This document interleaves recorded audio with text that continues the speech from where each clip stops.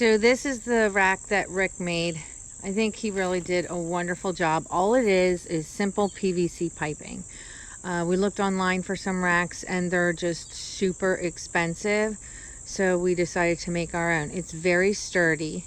We found that you want to make sure you put them upside down or on their side when you're storing them. We did do some research. You don't want to store them on their hull because of the fact that it'll just get damaged.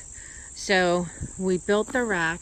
These here are, let me see, these guys here, and we have them up in the front as well, is so that when we wrap them up, the tarps, they do not lay on the kayak. Like I said, we did some research on all of this stuff. You don't want the tarps to lay on the kayak because apparently it will cause them to get some mold on it with the elements being outside and all. So if you're going to build your own kayak rack, do your research and see what works best for you. Some people put them in their garage and hang them or store them, you know, upright or on their side. So do your research. All right, we're going to put them on the car.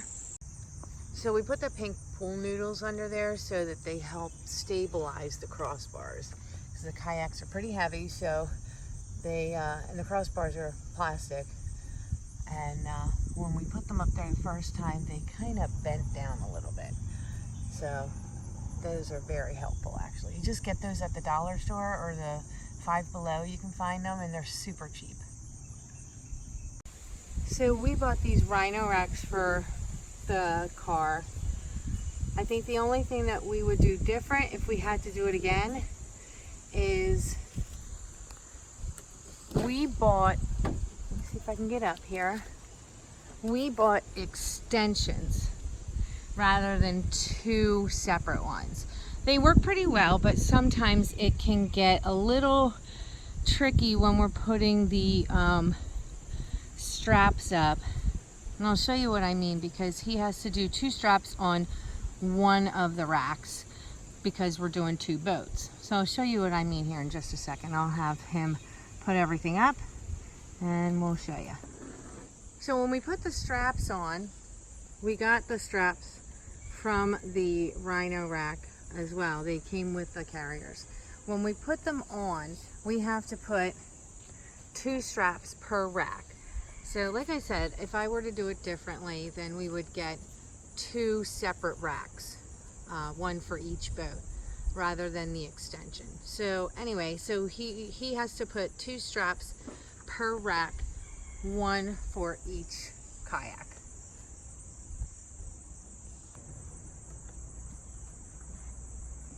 There we go.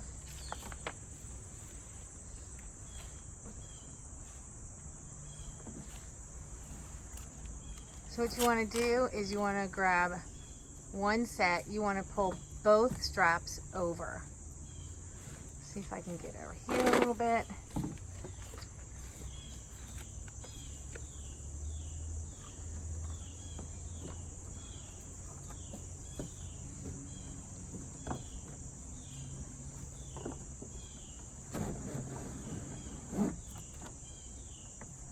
Part of the reason that we would do it differently is because sometimes when you're putting on the first strap, it can get caught and it can just kind of get tight with the other strap. But we kind of got it loose this one. This was an easy one.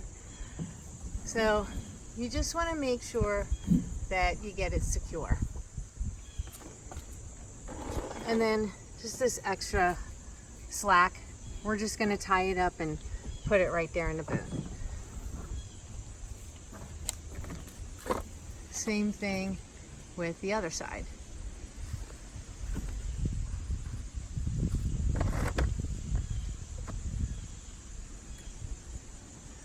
You just loop it in.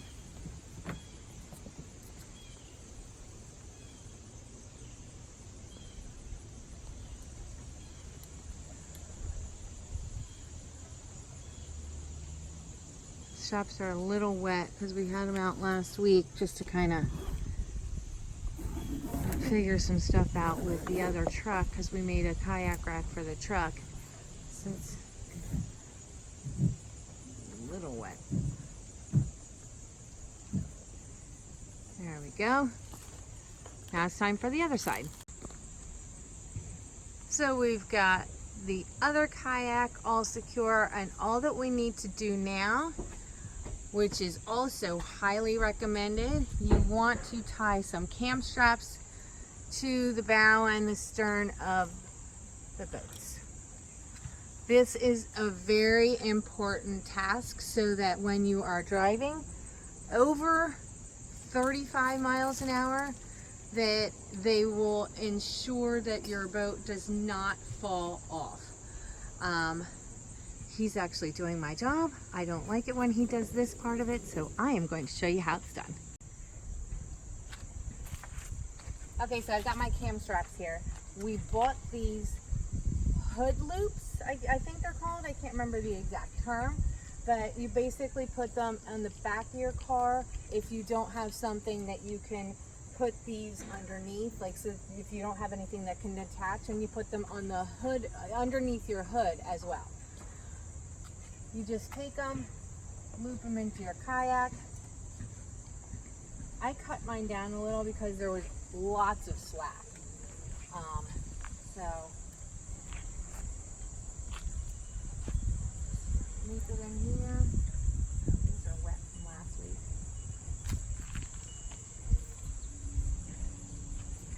Now these specifically, while you want your kayaks on the roof of your car to be very secure, you do want these to be secure, but these are just going to be taut, not tight.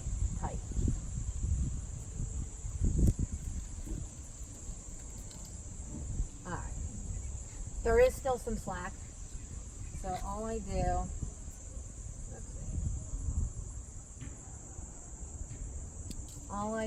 is I use this extra Velcro and I wrap it up a little.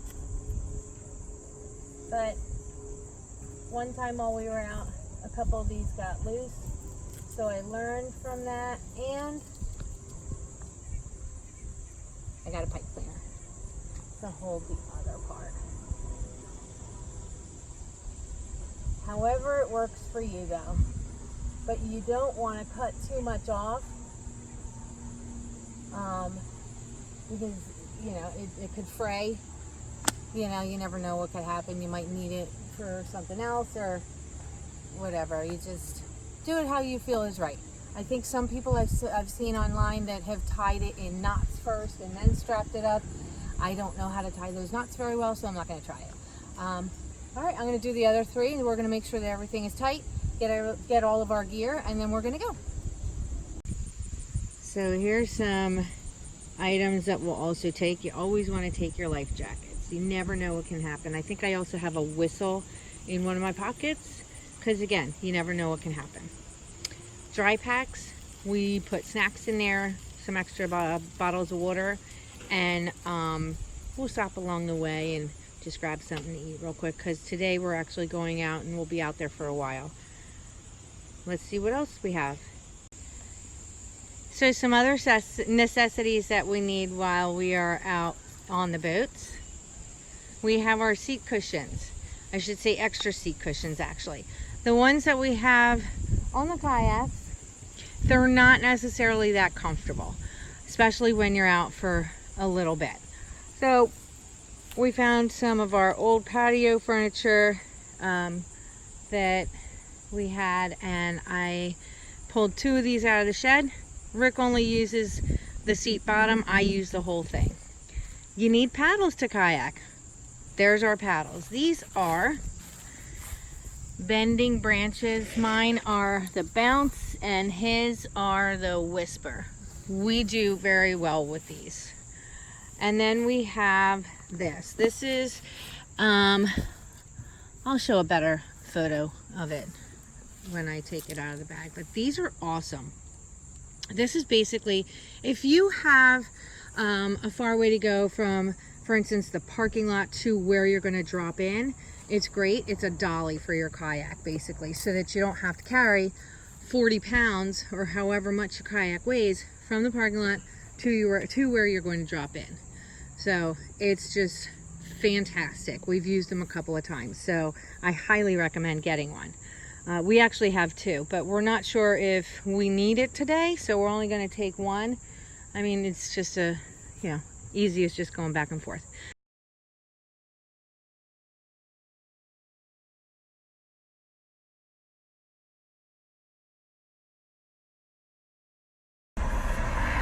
A little bit of a funny story here. We just had to pull over on the side of the road. We had the kayaks up top, and Rick says, "Are we over 10 feet?"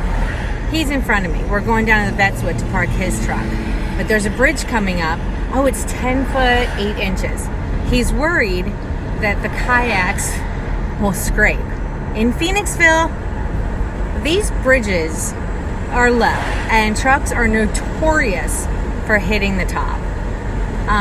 So anyways, we're headed down to the Betzwood with two cars. We'll park his at the Betzwood, come back to the lock in Phoenixville, 8 miles down, 4 hours. We'll see how we do. Happy Saturday, everyone.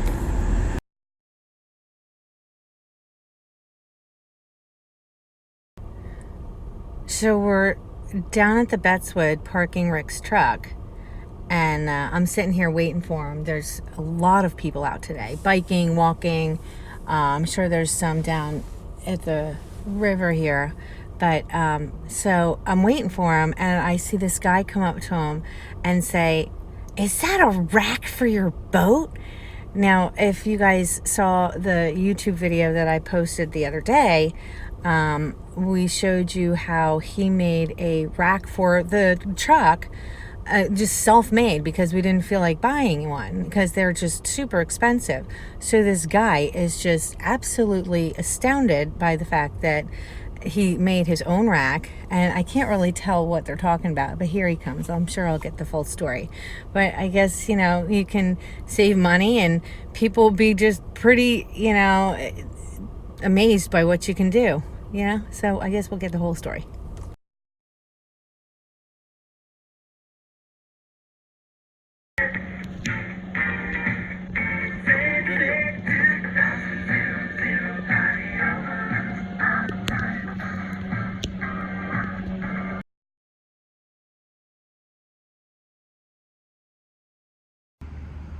Well, we just got to our first little stop. We are at Paulings Road. That's where Rick thought I was going to hit the bridge. But we're just going to stop for a few minutes and have a quick snack. What do we have here? I got a protein bar, got some snap peas and carrots, and I got some almonds. What is this? Oh, no. And some water. So we're just gonna quick have a bite to eat, and then we're gonna be on our way. We're about 4.5 miles in, right? Yeah. And it only took us about an hour and a half to get this far, so I think we're making good time. We have a lot of little shallow spots that we hit a little bit of rocks, and we had to get out and tug the boats a little bit to get out of that. I hit a rapid, and I got soaked. So that was quite fun. And what else happened? I think that was about it. But we have a pretty good current going on, so that's helping our time. We'll talk to you later.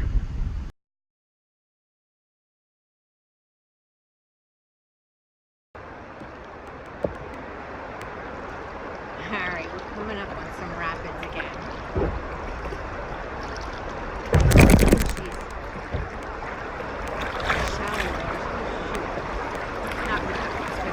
Really shocked. Thought they looked like it was back. Soaking wet again. The other ones that we went through, they were like in front of me and in back of me. It was totally crazy, and I don't know where they came from. I'm gonna have to look at a map when we get home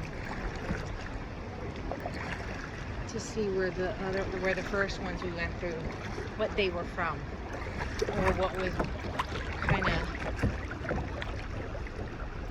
pulling it in from, or pulling it from. But I guess it's actually kind of good to have stuff like that, because if we ever want to go out like on higher class waters, or if we want to go out in the ocean, you gotta kind of learn how to do it, and you only learn from experience. So I don't know what he's pointing at. Oh, a train. Well, it makes sense. We just went under a bridge.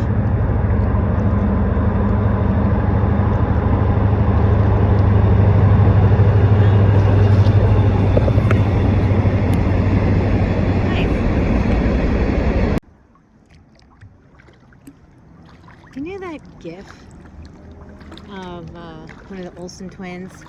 Wait for me, I have little legs. So Rick is about 6'3" and I'm 5 feet. He literally walks slow because I have little legs. I don't know how though, but for some reason he paddles faster, or maybe he paddles with longer strokes and he gets ahead of me all the time. So wait for me, I have little arms. Hold on, can you see him up there?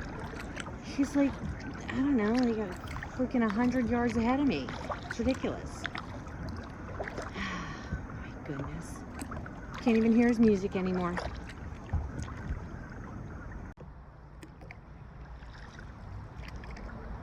We're coming up on the end of our excursion. For those of you that know the area, that's 422 right above us, the Trooper exit. Means the Betzwood parking lot, or whatever you want to call it, is right here to the left somewhere. And we did it in just under, I guess it'll be right around 3 hours. We had the current on our side today. So it was very fun. It was very relaxing. It always is when we come out here. I'm so happy that we found this hobby. It's just so much fun. And I don't know how many times that we'll be able to come out after this, because it's just the beginning of September. It's gonna get cooler. But I cannot wait for next spring so that we can find more places to go and more adventures to seek out. Now we just have to find another hobby for the winter. We'll walk through the park, and we'll see. So thank you for joining us today, and we will see you soon. Don't forget to like our page, subscribe, and if you have any comments or questions, we'd love to hear them. You can also find us on Facebook and Instagram, as well as the YouTube channel here. Thanks so much, everyone. You have a wonderful day.